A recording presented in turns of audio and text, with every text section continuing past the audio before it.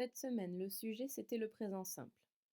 Ne vous inquiétez pas, cette notion, on va la revoir ensemble quand on sera de retour au collège.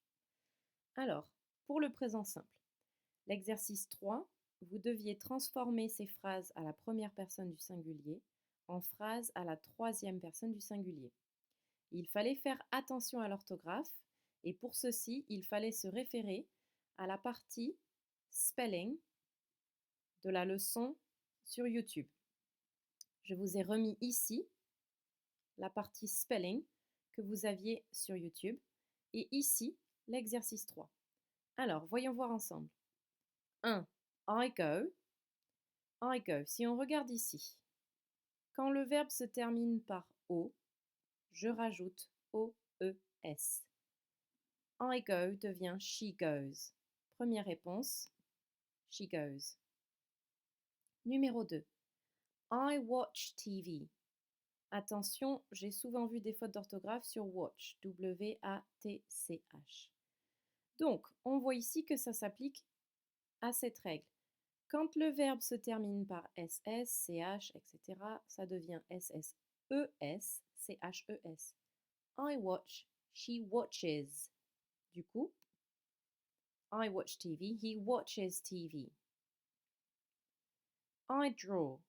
Ça ne se termine pas par un O, ni par SS, CH, etc., ni par un Y. Ce n'est pas le verbe have. Du coup, c'est la règle de base. Pour beaucoup de verbes, je rajoute un S. I draw devient she draws avec un S. Numéro 4. I do the cleaning. Attention, ici, le verbe c'est do. Je fais le ménage. Donc, on ne conjugue pas ménage, cleaning, pardon, mais on conjugue do.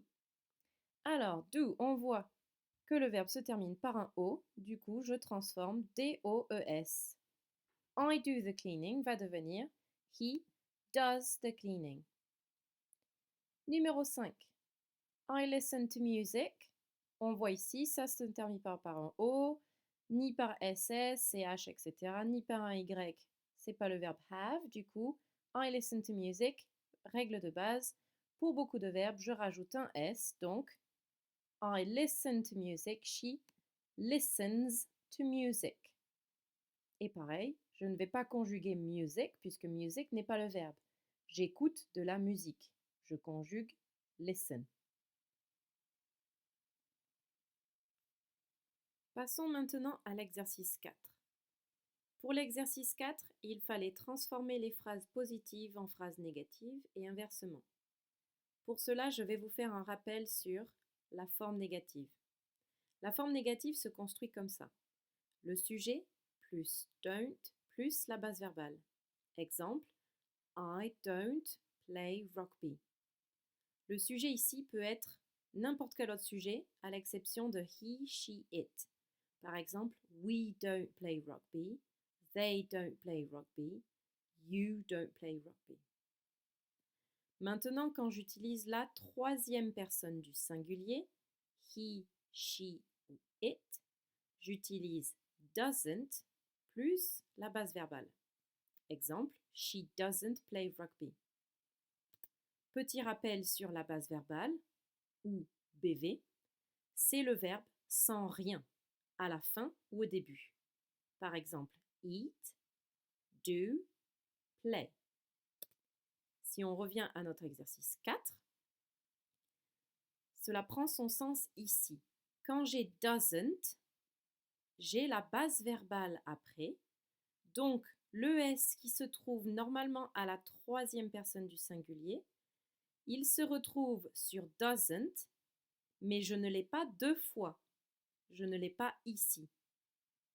Je dis doesn't like au lieu de dire doesn't likes. Alors, pour la phrase numéro A, The Snow Queen likes summer. C'est la même que pour l'exemple. Donc, on va voir The Snow Queen doesn't like summer. La phrase B, j'ai vu quelques erreurs. Batman drives a bus. Je vais avoir besoin de doesn't et drive sans le S. Attention, le S ici, il y est deux fois. Et là, on ne le veut qu'une seule fois puisque ici, on a besoin de la base verbale. Pour la phrase C, la difficulté, c'était que c'était au pluriel. On voit ici le S. Donc je parle des tortues ninja, je ne parle pas que d'une seule tortue ninja. Donc je vais utiliser The Ninja Turtles don't eat a lot of burgers. Certains avaient mis doesn't eat, qui aurait pu être possible s'il n'y avait pas le S. C'était la même chose pour la phrase D. The Minions, les mignons dans Moi moche et méchant. Là, je parle au pluriel, donc je vais utiliser don't like oranges et pas doesn't like oranges. La phrase E n'a pas posé de problème. Harry Potter is a famous wizard. Famous, petit rappel, célèbre. Harry Potter est un sorcier célèbre. Maintenant pour l'exercice 5, il fallait écrire 3 phrases sur les habitudes d'une personne de votre famille au choix my mom, my dad, my sister, my brother. Puisque vous deviez parler d'une autre personne, vous deviez utiliser la troisième personne du singulier. Et qui dit troisième personne du singulier dit S pour le verbe à chaque fois. Et ça, souvent, vous l'avez oublié. Alors, je vous donne des exemples. On Saturday, my mom gets up early. Gets avec un S. She always has breakfast. Le verbe avoir devient has. My dad does the cooking. Le verbe se termine en O, du coup je rajoute DOES. My mother sometimes watches TV. Ça ne change rien si je rajoute un adverbe, j'ai toujours besoin du S, ici en l'occurrence ES, pour le verbe. My sister takes the pet out.